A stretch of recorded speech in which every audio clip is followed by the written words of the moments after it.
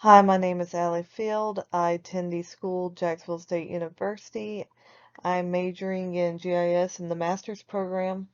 My presentation is on natural disasters and how it affects the economy, taking a look at Hurricane Katrina and also more Oklahoma tornado of 2013. With the Hurricane Katrina, we're going to look at Mississippi and Louisiana and how states and the government responded, as well as FEMA and also insurance companies. We're going to look at the population and what happened right after the aftermath.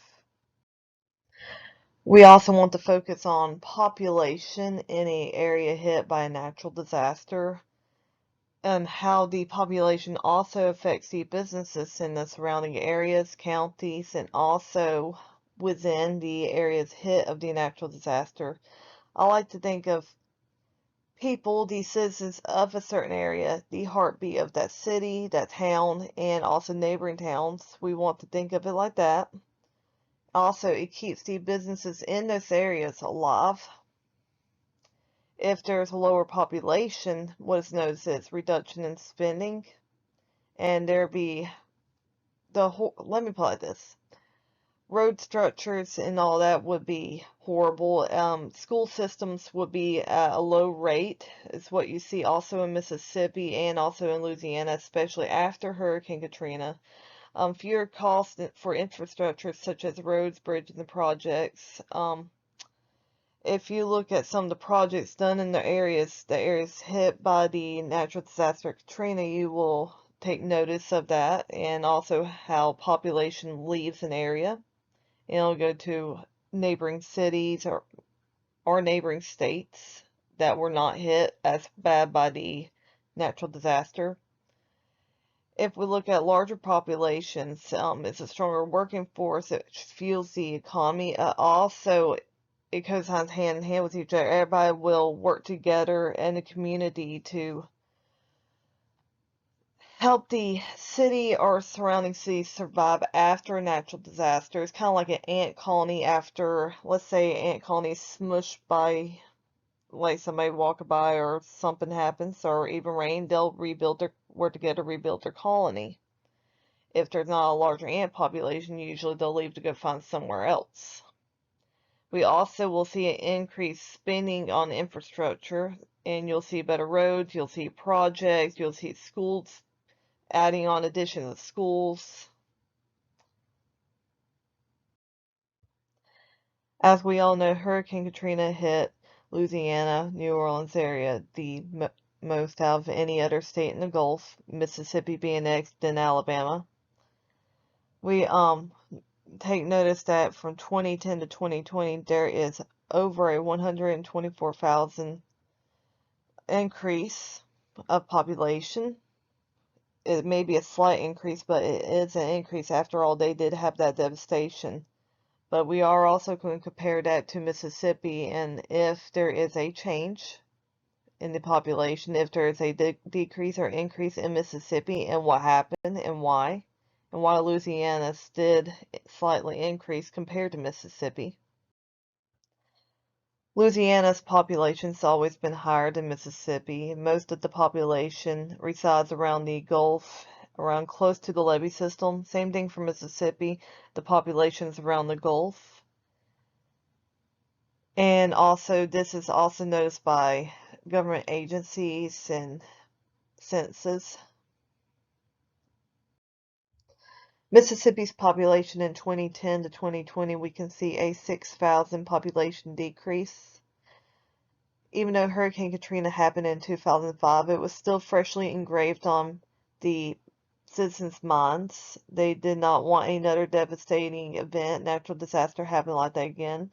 So they moved because of that. They also moved because of the population loss, and that because the population loss, it also affects the education system, road infrastructure system, and much more. And that was mentioned before in one of the previous slides. So people want their kids to have a better education. They also want um, better road structures, and also with that, crime rates. We also know that if the population is not as where it should be, we also notice that the crime rate level's higher, and people don't want to be in zones like that.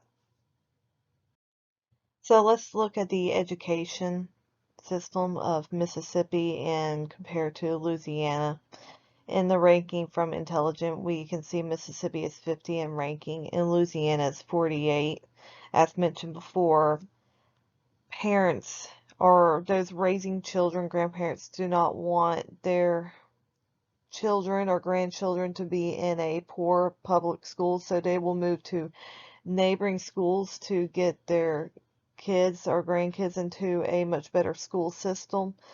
You can also see the road infrastructure system and the school systems, you can see it declining over the course of years, and as mentioned before, crime rates will be increasing in those areas.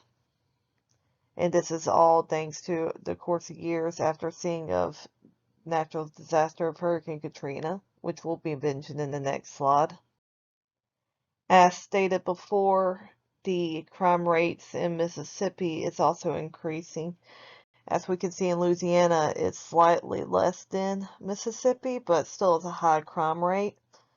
But this happened after the course of years of people moving and the population decrease.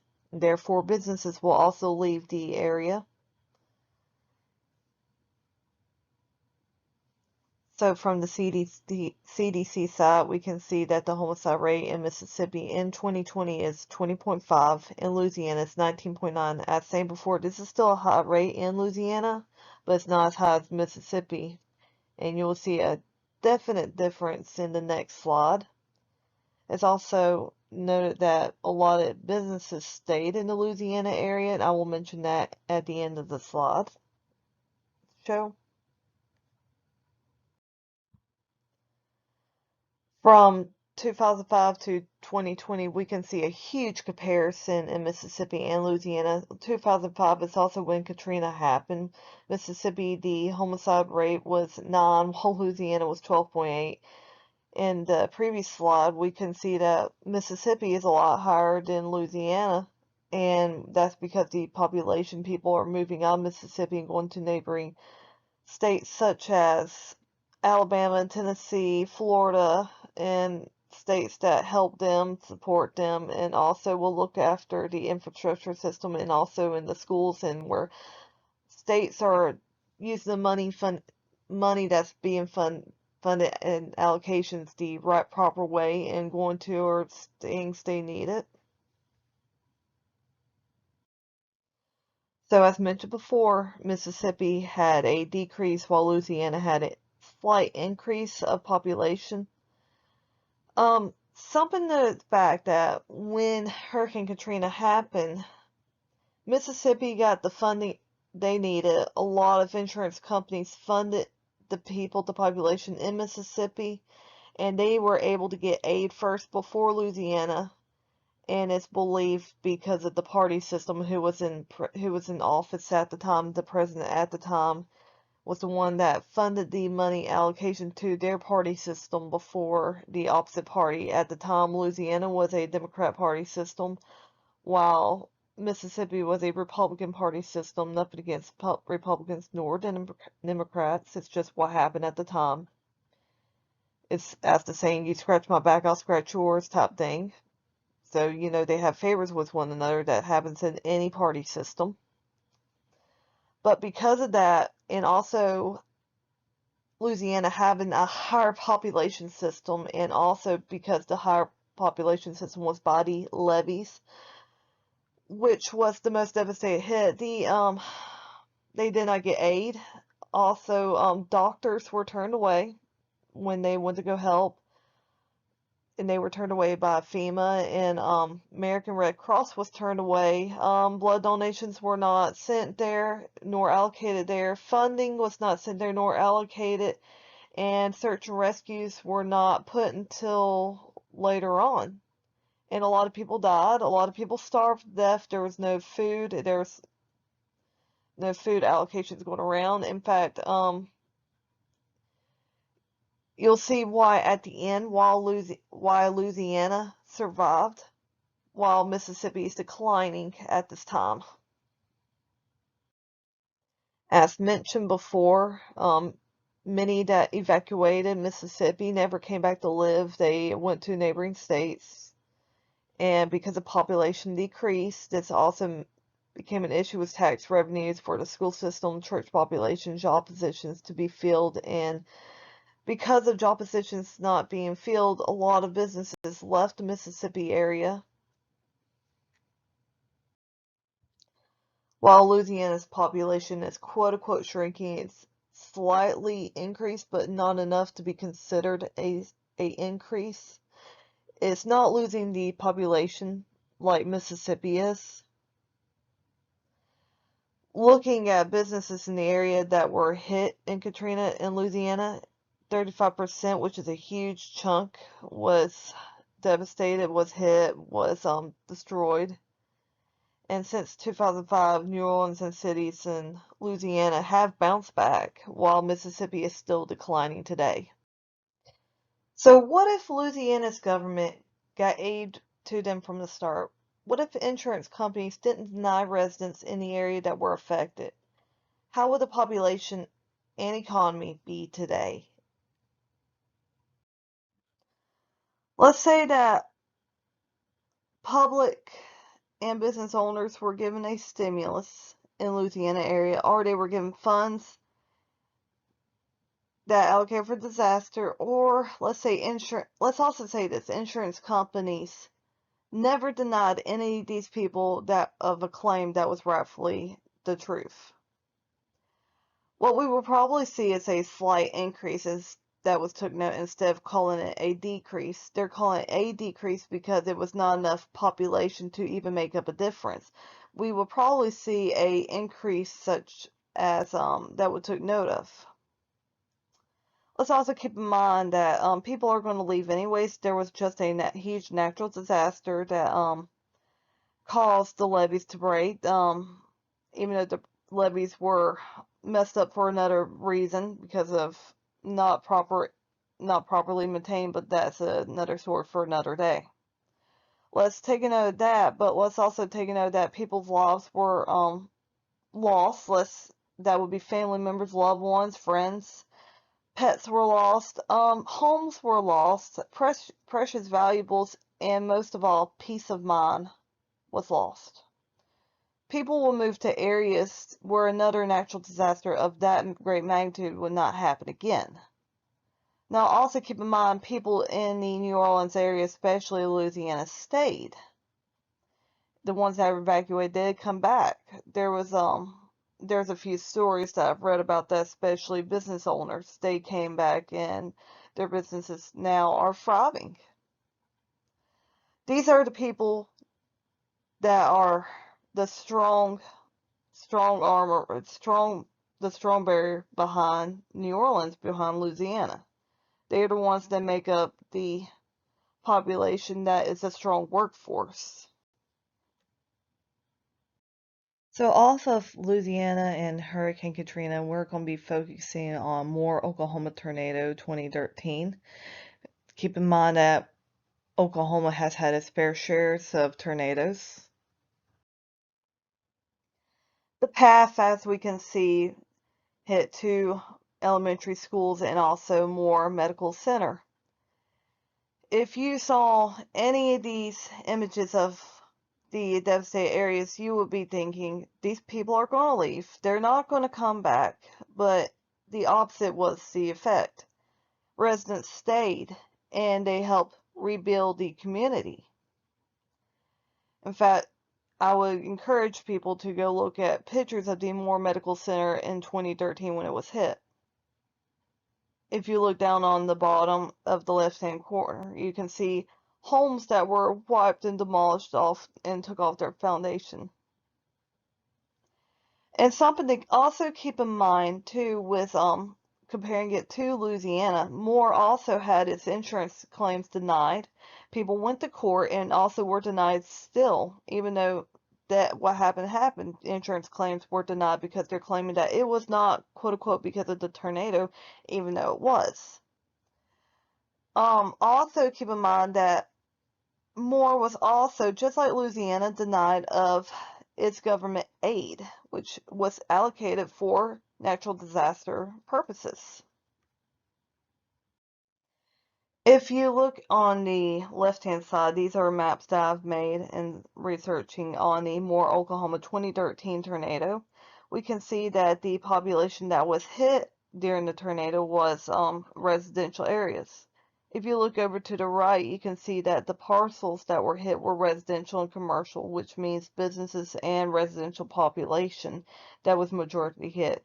Of course, you're going to have agricultural and all that, but we're going to concentrate on areas of residential hit due to those being population that would leave after a natural disaster or evacuate.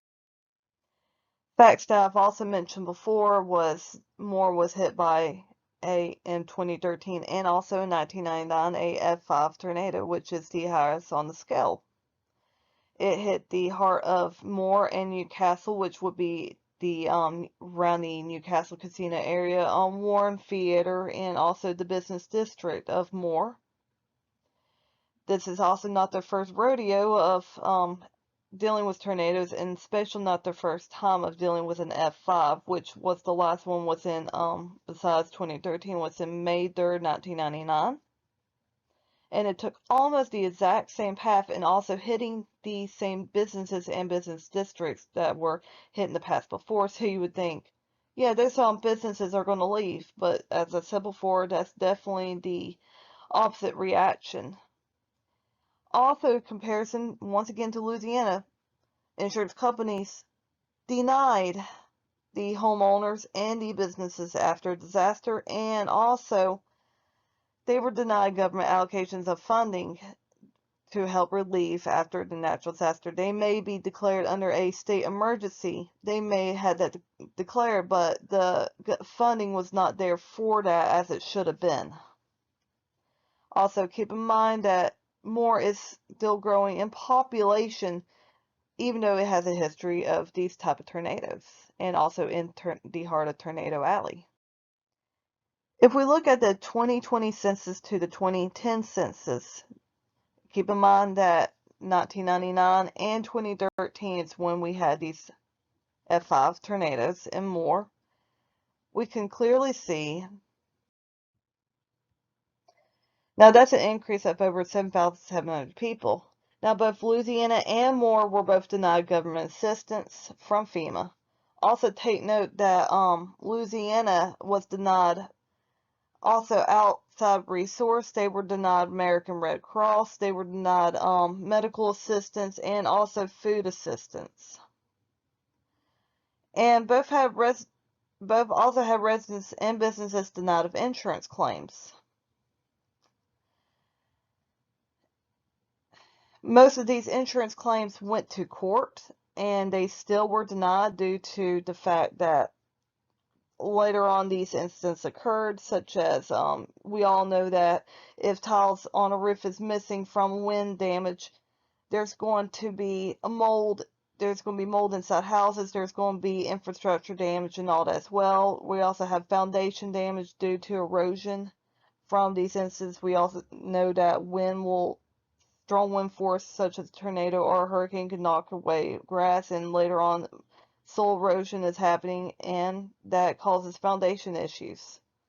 So therefore, that was denied because of those type of claims. We also mentioned before, Louisiana was denied assistance to come in, but they had resources within. They also both did have an increase. Louisiana was just enough to keep it afloat, just keeping at a capped population, while Moore had more of an increase than Louisiana. Louisiana was known as a quote-unquote decrease, even though it was an increase in population. It was just enough for Louisiana to be afloat. The answer to all this is, why are they thriving while they did not get government assistance? That's because communities coming together.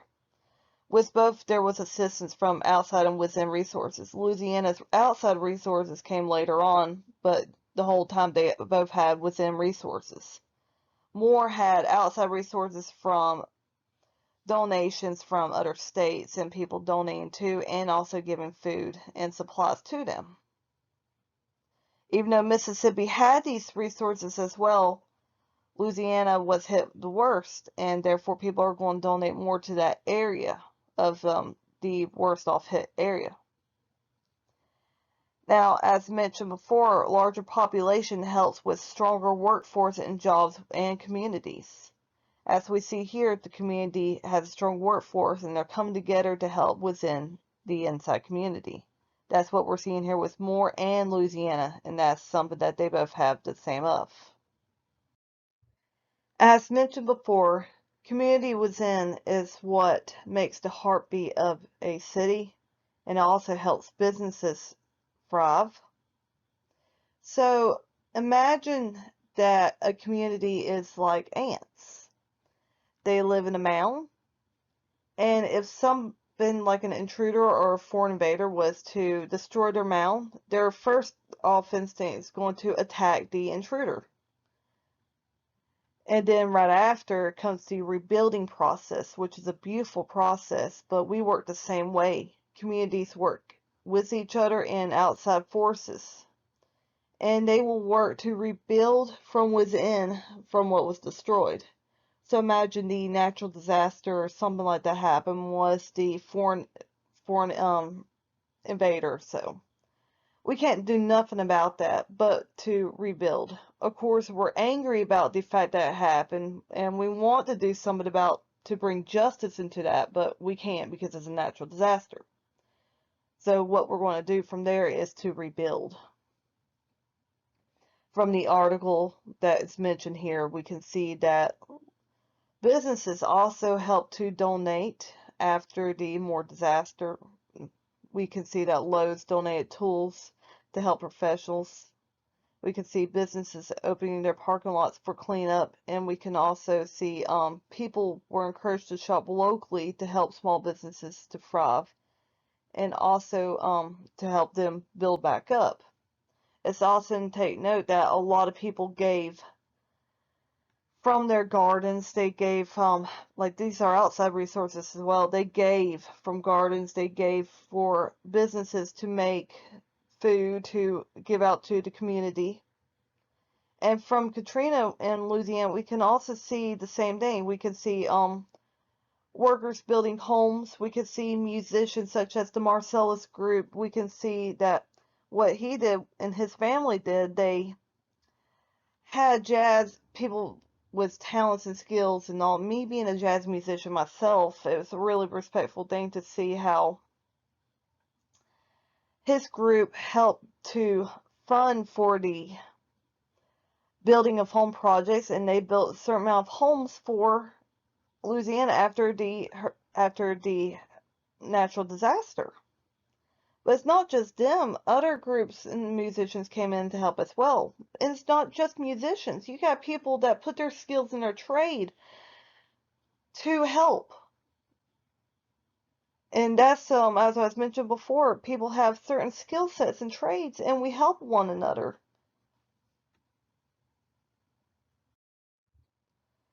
To summarize everything up, it's neat to think about the fact that Mississippi lost population and they have a higher crime rate and poor education system now than they did in 2005. And they used to have one of the lowest crime rate populations. And that's all thanks to people leaving. People, the community leaving, going to other states where that natural disaster of Hurricane Katrina did not happen. Or it barely had an impact on areas such as Alabama, or Tennessee, or Georgia, or even Texas for that matter. It's also interesting to see how Louisiana and more, they did not get government aid while Mississippi did. Yet again, Mississippi's losing its population and Louisiana's capping off. And we can see that more is increasing. And that's because of communities, people working hand in hand, and it creates a strong community workforce. And also, their crime rates are not as high as Mississippi. So it's interesting to see how communities can help a population thrive. It can also help reduce crime rates and also help with the education system better than areas with lower population. So, with that in mind, we should look into, if anyone would like to add on to this project later on, look into ways the government can allocate money properly into areas that are more impacted. It was also known, well, I'm coming from that with this, it's also known that Louisiana had a higher population and always had a higher population than Mississippi, and their residents, majority of it, lived by the Gulf where the levees were. So money and allocations and aid was not put into proper use, and it was more a political party tool, and it should not be. So there has to be another system instead of just an emergency disaster happens, we need to fund this. It needs to always be a backup in some way that needs to be figured out. And that's the end of my presentation. Here is some of the citations. Others came from YouTube videos and also other research articles from a long time ago in the past that I'll learn about. From wanting to understand more about natural disasters and the economy after, that this has been years of research I have done, and I'm just now putting this together to present for maybe future use. I hope this has been a presentation that has helped you. I hope that it helps in the future, and I thank you for letting me present today. Thank you.